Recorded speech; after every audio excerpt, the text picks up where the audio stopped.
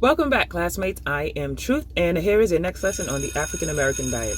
Now, this topic is still about fibroids and causes of fibroid pain that I've experienced, and the subject is yeast. And gentlemen, if you are seeing this video, please don't tune me out because I have something to tell you about yeast also and how it affects your body. I know in the last video I asked you all, would you be willing to fast? And a lot of you said yes, to my surprise, and I'm actually happy that you did. But I would like to do a yeast challenge before you fasted, because when I was trying to get rid of fibroids or fibroid pain, I gave up pork, beef, a whole lot of stuff. Yeast was one of the hardest things to get rid of or get out of my diet because I love bread so much. Like, I really loved bread until I realized what it was doing to me. After I realized what it was doing to me, because I took yeast in abundance, I was like, oh, I'm never touching that again. But I'll talk more about that at the end. Let's get into the lesson. Firstly, yeast is a living microorganism that feeds on salt, sugar, and warm water. If you've ever seen someone make pizza and they bloom the dough, what they do is they put yeast in a warm bowl with salt and sugar so that it blooms. Blooming is a living microorganism doubling in size within 1 hour. What do you think it's doing in your body, since your body is made of warm water, salt, and sugar? If I'm not mistaken, your very DNA is a sugar molecule. I don't know how to explain it, but if I can find it on Google, I'll show you exactly what I mean. So if it doubles in size in a bowl of warm water, sugar, and salt in 1 hour, imagine what it does in 24 hours. 3 days, a month, a year. There's a passage in scripture that says, take over the entire kingdom or consume the entire kingdom like yeast. Every time there was a holy day, the people were instructed to eat unleavened bread, which basically means bread without yeast, or bread that does not rise. And unleavened bread is still around today in the form of roti, tacos, breads like that.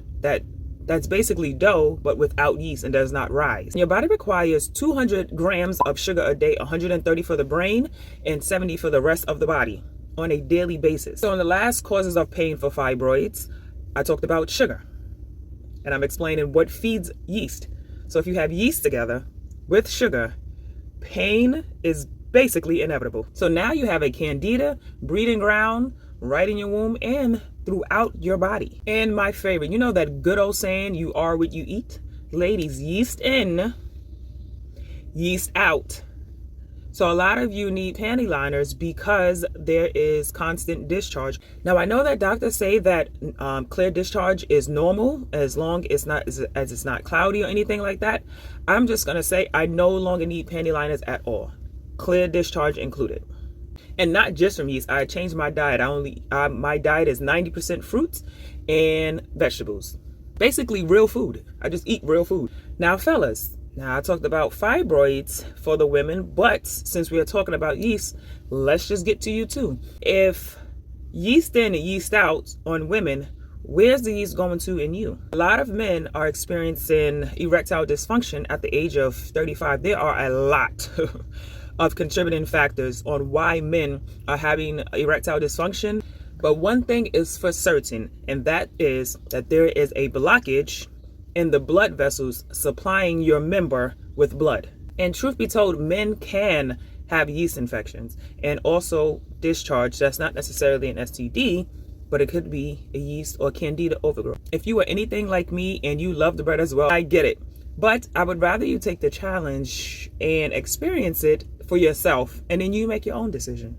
Body language. And now for the yeast challenge. So when I was having trouble giving up yeast, my father said, instead of giving it up, how about you just eat as much as possible? So basically, me, by myself, I ate 2 loaves of bread in 1 weekend. So Friday, Saturday, Sunday, I ate 2 loaves of bread, or as much as I could eat. And I loved bread, so that was no problem for me. I ate bread for breakfast, lunch, and dinner. Cheeseburger, sloppy joe, I ate it with my spaghetti. I tried not to toast it because I didn't know if that affected the yeast or killed it off. So I tried to eat it as raw as possible, as much bread as possible. So I actually did complete the 2 loaves of bread in Friday, Saturday, Sunday. If you are willing to do the challenge, please let me know in the comments below if you are going to do it this weekend or next weekend. I would love to know the results. I don't want to tell you what I experienced. I want you to tell me, and I'm basically using you all as a case study.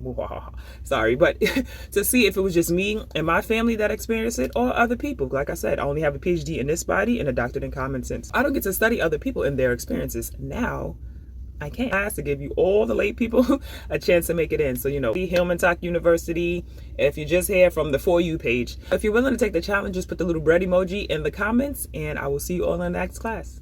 Oh, and remember, if all healing starts in the gut, then all sickness starts in the tongue. Class dismissed.